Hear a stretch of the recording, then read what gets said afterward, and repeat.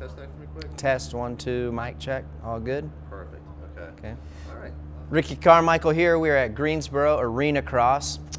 Looking forward to it. The AMSOIL Arenacross, the Ricky Carmichael Road to Supercross. I think that this year is really the first year that I think that we're getting to see the progress and idea really come true from the Ricky Carmichael Road to Supercross and really what it's all about with these young guys coming up. I mean, just, you know, for example, Aaron Plessinger and Jacob Hayes. I mean, main event winners already this year, and there's still 2/3 of the season left. So I'm excited to be here.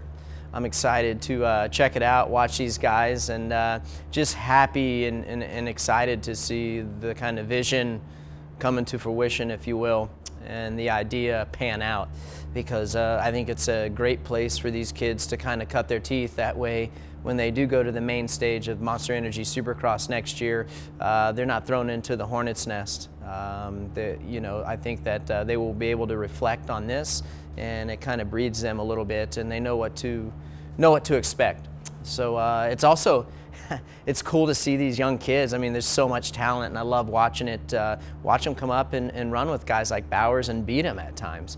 It says a lot for the sport in general, and what it does for Arenacross, and how it's going to help them in Supercross next year when they eventually move up. You know, I think with the just a progression in Arenacross alone has been good. The tracks are really good, and I think that you know, it even makes it that much better for the kids coming up through the Road to Supercross. You know, the Road to Supercross deal coming through that, it helps them, so it's a little bit closer to Supercross.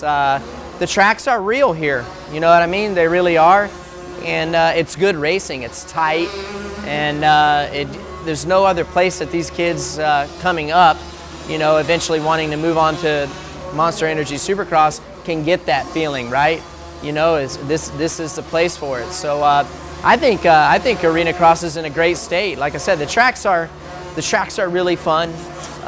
They're legit. They got some good obstacles in it, and great racing, and can set the tone for these guys next year when they move on. Monster Energy Supercross has been good this year. You know, three races, 3 different winners. Same with the heat races. Not one guy has won the same heat race, so it's good. You know, it's cool to see Supercross be that competitive. I mean, literally, there's 5, 6 guys when you go to a race that have a shot to win. You know, we're always making our predictions, race win predictions. That's why I don't know, you know, and I can give you a reason why I think this guy can win or he can't win. So that's what's cool about it, is going to the race and not knowing who's going to win.